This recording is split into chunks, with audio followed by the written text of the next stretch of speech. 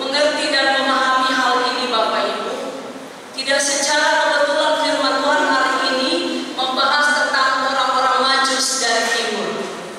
Ada 3 golongan manusia di sini yang saya rasa perlu kita perhatikan bersama. Yang pertama adalah kita mulai dulu dari yang Abosen, Herodes yang agung. Baru namanya agung, benar-benar agung. Nah Bapak Ibu, Herodes ini adalah seorang raja yang hebat,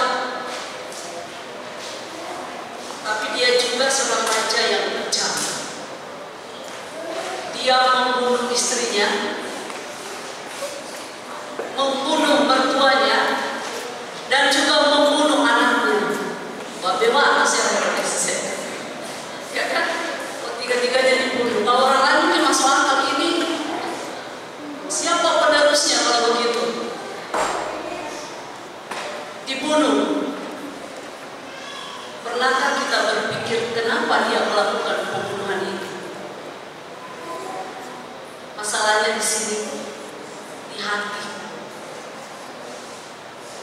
Karena Herodes, Bapak Ibu Saudara yang dikasih oleh Tuhan, selalu curiga.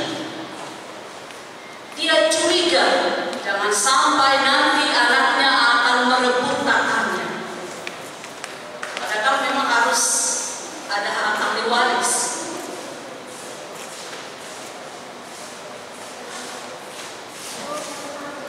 Nah, saudara yang dikasih Tuhan, berarti kita bisa membayangkan bagaimana reaksi Herodes ketika dia mendengar ada seorang raja yang lahir di kota Bethlehem.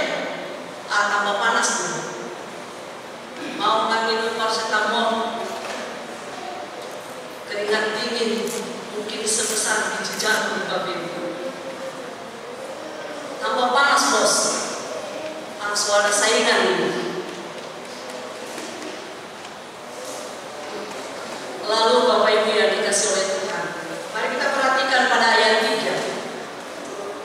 Kelahiran Yesus di kota Bethlehem.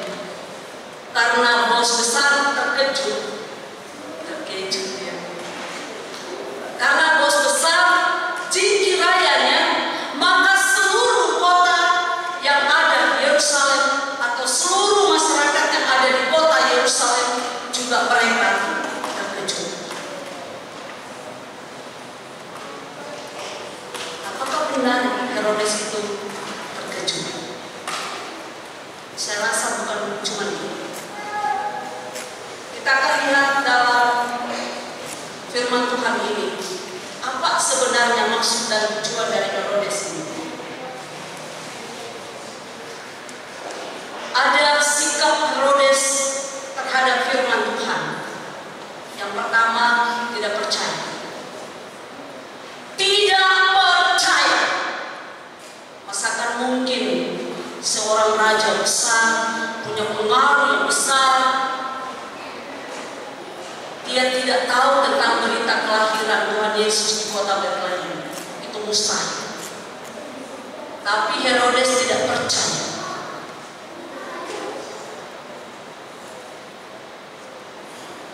Yang kedua, karena dia tidak percaya atau pura-pura tidak percaya, dia sudah tahu tapi pura-pura masih tidak tahu apa yang dia cari tahu, kemana dia cari tahu. Nah, sasarannya tepat. Dia pergi atau dia memanggil para imam dan ahli-ahli Taurat. Ini bukan orang sembarangan. Mereka ini adalah orang yang menguasai Taurat. Tahu ya, kalau seperti saya misalnya Bapak Ibu punya murid 40 siswa, setiap murid itu saya tahu siapa mereka, sama keberadaan mereka di sekolah itu pasti saya tahu.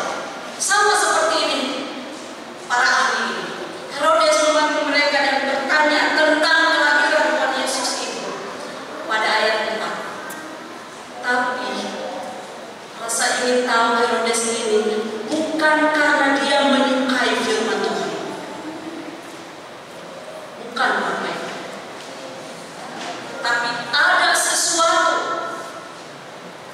balik rasa ingin tahu. Kemudian Herodes ini tidak taat pada firman. Pada ayat 8 coba kita perhatikan. Di situ Herodes melompat, berbohong, berdusta.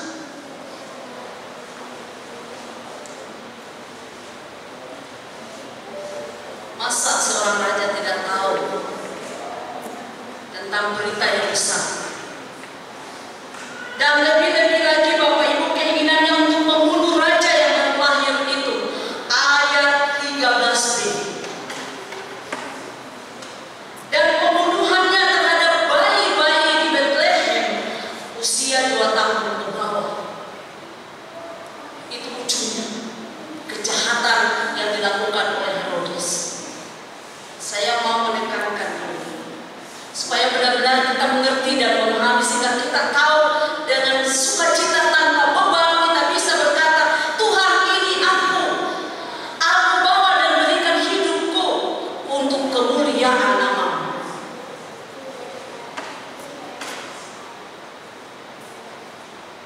Bagaimana sikap Herodes terhadap Tuhan Yesus?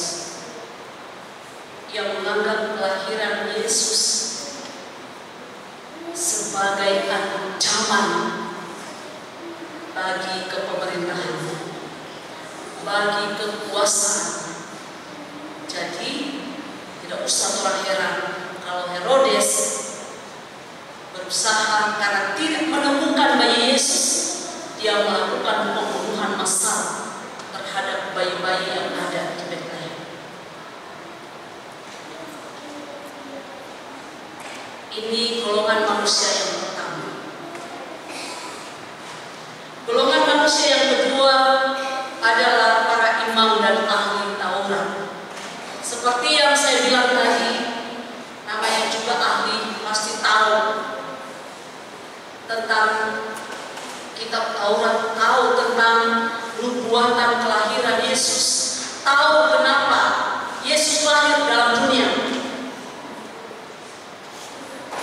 Bahkan Bapak Ibu yang dikasih oleh Tuhan, ketika Herodes bertanya kepada mereka, para imam dan ahli Taurat ini, dia mengutip Mika 5 ayat 1. Tadi siapa yang baca Mika 5 ayat 1? Baca ya Pak. Iya. Di sana disebutkan di Efrata ya.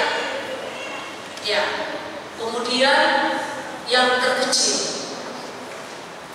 Di Matius disebut di Yudea,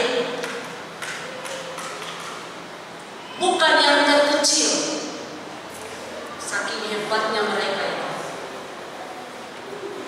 Kita perlu juga sepintar para ahli Taurat ini bisa kuasai firman Tuhan, sehingga kalau di mana-mana kita berdebat Bapak Ibu, berdebat dalam kebenaran, kita mengerti dan paham. Nah Bapak Ibu yang dikasih oleh Tuhan Yesus, tetapi, nah ini ada tetapinya. Mereka yang tahu tentang kelahiran Yesus tahu persis bahwa itu sudah dinubuatkan, bahwa itu memang benar, tidak bisa dibantah. Tapi apa yang mereka lakukan? Mereka bersikap acuh tak acuh, tidak mau pergi di Bethlehem. Dorang tidak suka, dorang tidak mau, tidak peduli. Acuh tak acuh, kira-kira.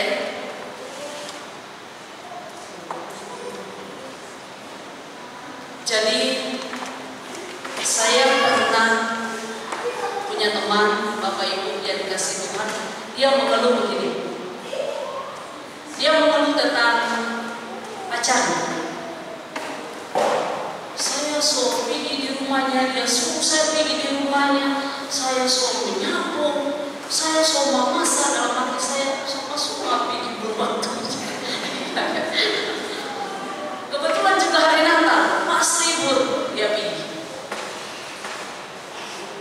So baju cidakan, baju